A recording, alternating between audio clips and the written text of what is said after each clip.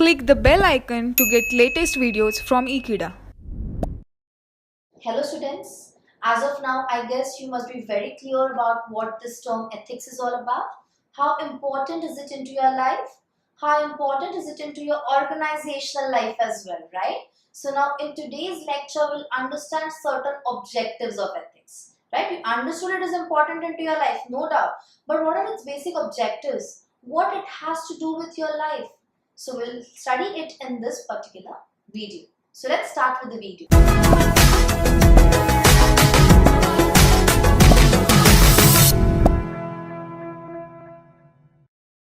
Objective of ethics. So what are the objectives of ethics? Now, everything would be successful only if you have certain clear objectives about it, right?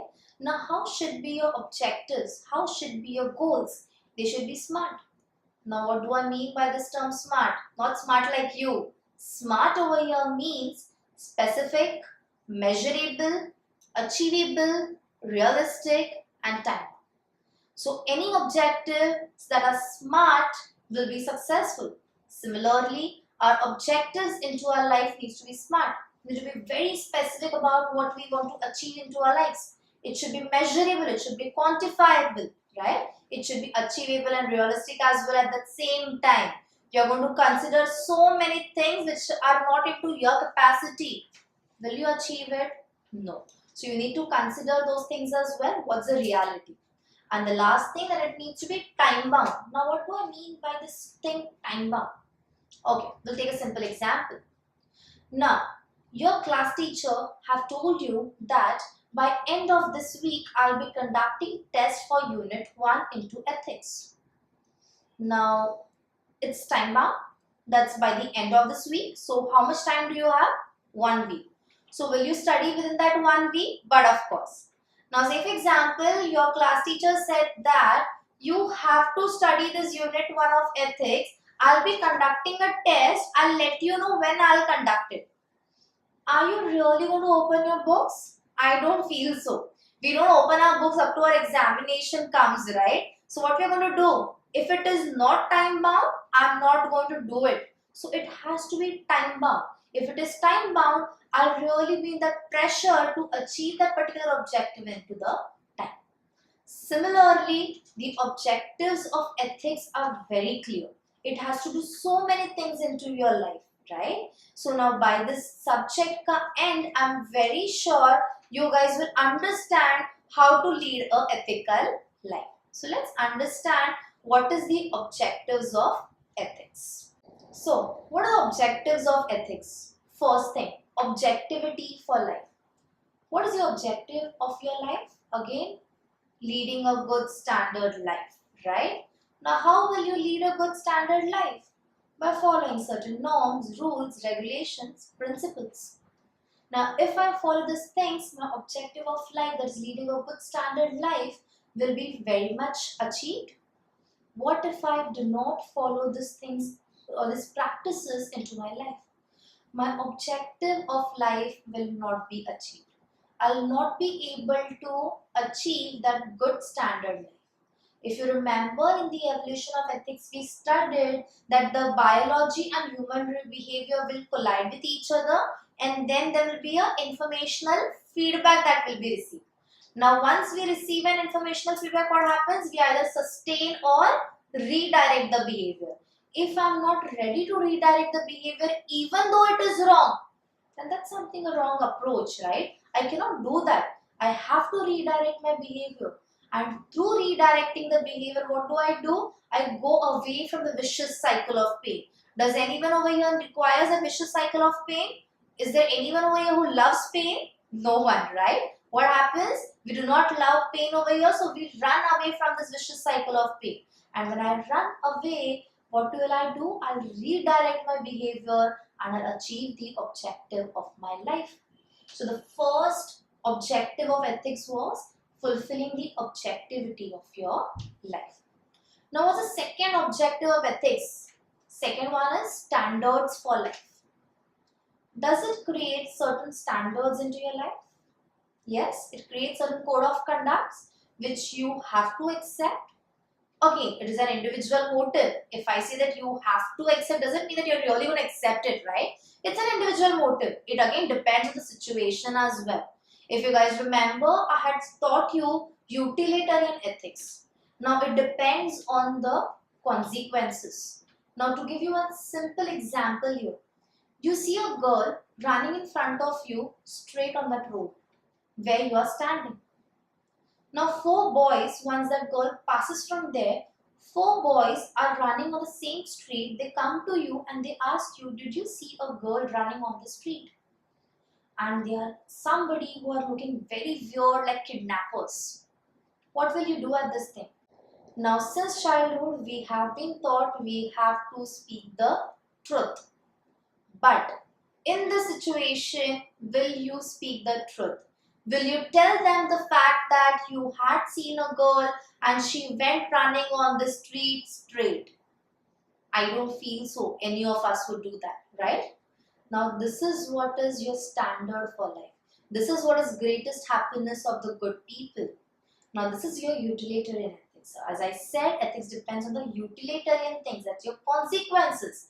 If it is giving a good consequence, it is right. So over here, I'm not telling the truth, but still it is right. Why? Still it is ethical. Why? Because I'm saving the life of that girl who is running away from those kidnappers. So that's your standards of life which will be taught to you by the ethics. The third objective is fairness and judging actions. Now, as human beings, we judge every other person into our lives, right? Even a stranger, we are ready to judge. We are ready to pass statements on every other person into our lives. Now, I'll give you one suggestion. Before judging the other person, judge yourself. Why do I need to do that? Is that the question? For judging others, do I really need to judge myself? As for me, but of course, yes. Until and unless you do not understand yourself as a human being, how will you understand others? How will you understand their action? You need to be clear into your motives. You need to be clear what kind of individual you are. You need to be clear about how you're going to go ahead into your lives. If I understand all these things about myself, I would say that you will not go wrong into your decisions in your life. So you'll be really fair and you will really consider the people into judging the actions. But for that, you need to judge yourself first. So the fourth objective of ethics is accuracy. Now what does ethics gives you? Do's and don'ts of your life, right? So do's and don'ts, you should do this, you should not do this.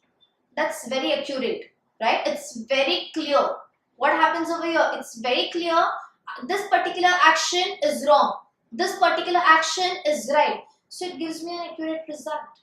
It helps me in the times of dilemma. Now, what is this term dilemma? It's a confusion.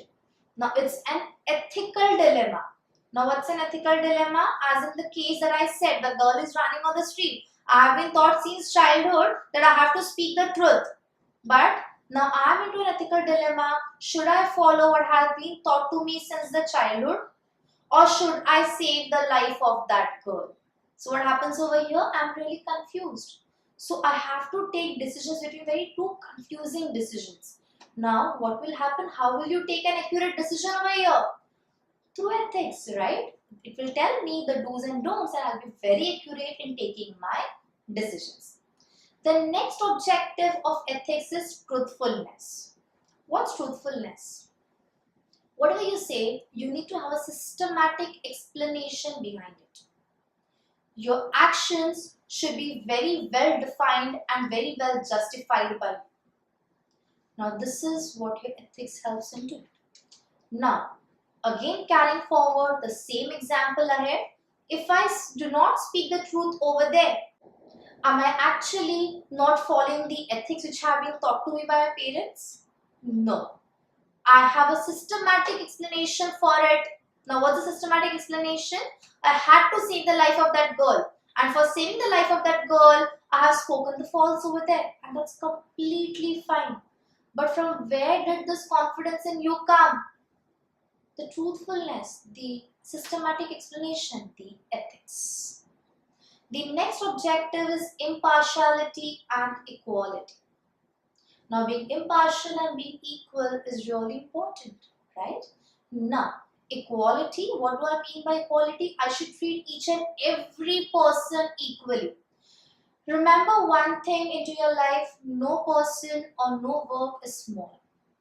Each and every one is at par with each other.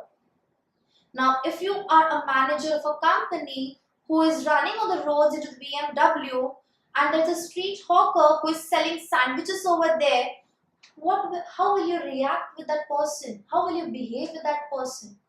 Now, many of the times we behave with that person as if they are our servants. They are not our servants. They are earning their livelihood. Even they are taking the efforts. You are sitting in the air-conditioned office for 15 hours or 12 hours or 10 hours, and these people are standing on the roads in that pollution for same working hours or even more than that. Once you go back home, you can sleep peacefully. But can that hawker do that? No, he has to do the next day preparation as well. So what happens over here? Everyone has to be treated equally into your lives. You cannot consider any person or any work to be small. Let's take a simple another example. If you are an entrepreneur, you have a startup, you have started your own business. Now, in the start of your own business, are you really going to say that this is not my work and I'm not going to do it, I'll hire an employee for it? No, you have to do every work over there. Now imagine as an entrepreneur, you're into the hotel industry and you have started a restaurant. Now in the initial days, till the time you do not have proper number of employees, you may even have to go and clean the tables over there. But does that mean that cleaning the tables is going to hurt my ego, or is it going to make me a small person in the eyes of the other people looking at me? I don't feel so. Each and every work is equal, each and every person is equal, and so treat everyone equally. Now when it comes to impartiality, now this we have seen in the general organizational lives and in our general lives as well. We are impartial to people. If I talk about our general lives, the people who are very much like us, maybe into the status, we are very good to them. But the people who are not like us, maybe in terms of status, social class, or maybe in terms of anything else, maybe in terms of the qualification as well, we are not behaving properly with those people. Is this right? It's not right. You are behaving impartial. If I talk about the organization, what do you do over there? As a boss, what will I do? An employee who favors me a lot, an employee who is always ready to work for me is the best employee for me. But an employee who refuses to work for me for one single time, that person will be my enemy boss now. Now what you need to do over there? If that person has refused you one time, maybe that person may have some explanation behind that particular action that he had taken. Now you need to understand that, and you cannot behave impartially over there. Only that person is really good to you all the time. That is the reason you're giving that person promotion. When there are some other people into the organization who deserve promotion, there's something wrong, right? So you need not be impartial, and you need to treat each and every one into your lives equal. The next objective of ethics is public accountability. Now what's public accountability? What do I mean by this term? Accountability. Accountability means answerability. I'm answerable to public. Am I really answerable to public? Okay, now if I talk about the big superstars, if I talk about the big entrepreneurs, they are for sure answerable to public. Why? Because anything wrong, any one mistake that they do, media will surely reach over there. Even if they sneeze, the media is going to reach over there, right? Now if media is going to reach over there, even if they sneeze, what will happen over here? Any one small wrong action is going to cost their entire life. But what about me, a general human being like you? Or what about you? Do we really need to answer the public? Now over here, the public doesn't only mean the entire nation. It's not nation wants to know. Even the people who surround you. There are certain people who surround you, right? Your friends, your families, your relatives, the general neighbors. But of course your neighbors, right? They have seen everything you do. So now, are you answerable to them? Many a times we say that we do not care about what people say. But I feel that yes, you are at least answerable to your friends, family, relatives. So you are answerable over there if you are doing anything wrong. So if you go wrong, you have that accountability at least towards your reference groups. Not the indirect reference groups, but at least towards the direct reference groups. So you need to be very careful about it. Whatever you do, your actions should be justified, as I said.